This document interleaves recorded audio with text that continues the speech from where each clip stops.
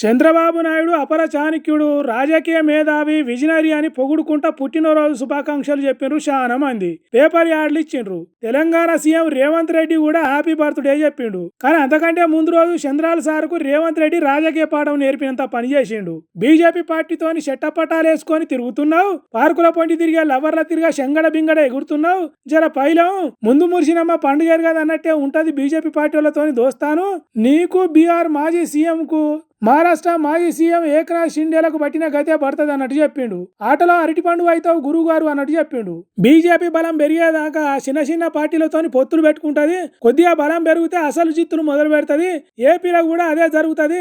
BJP పార్టీకి కాసింత బలం పెరిగితే చాలు టీడీపీ పార్టీని వదిలిపెడుతుంది. ఒడ్డు దాటినాక తెడ్డు చూపెడుతుంది అన్నట్టు చెప్పిండు. అయినా చంద్రాల సార్కు తెలియని రాజకీయం ఉన్నదా దేశంలో? ఎన్నేళ్ల నుంచి బీజేపీ పార్టీతోని పొత్తు పెట్టుకొని ఉంటలేడు.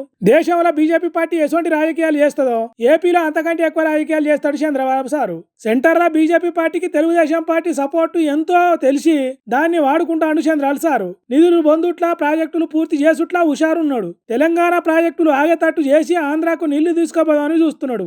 అసొంటి పెద్ద మనిషికి నువ్వు సలహాలు చెప్పుడు కాదు, తెలంగాణకు చంద్రాలు చేస్తున్న మోసం ఏంటిదో కనిపెట్టి ముందు దాన్ని ఆపు. నువ్వు చంద్రాలు సారుకు మాటలు చెప్పేటోని అయినవా అన్నట్టు తెలుగు తమ్ముళ్ళు అంటుండ్రాట. కానీ కొంతమంది మాత్రం బీజేపీ పార్టీతో దోస్తానంటే భస్మాసురుడు నెత్తి మీద చేయి పెట్టినట్టే. ఎన్నో పార్టీలు ఆగమైనాయి. నిజమే చంద్రాల సారుకు ఏకనాథ్ షిండే, నితీష్ కుమార్ కు పట్టిన గతే పడుతుంది. రేవంత్ రెడ్డి చెప్పిన మాట ఇనాలే బాబు గారు అని కొంతమంది అంటున్నారు. ఏది ఏమైనా 40 ఇయర్స్ ఇండస్ట్రీ లీడర్ కు 20 ఇయర్స్ ఇండస్ట్రీ లీడర్ చెప్పుడే మంచిగా లేదని బాధపడుతున్నారట తెలుగు తమ్ముళ్ళు. పాపం కదా.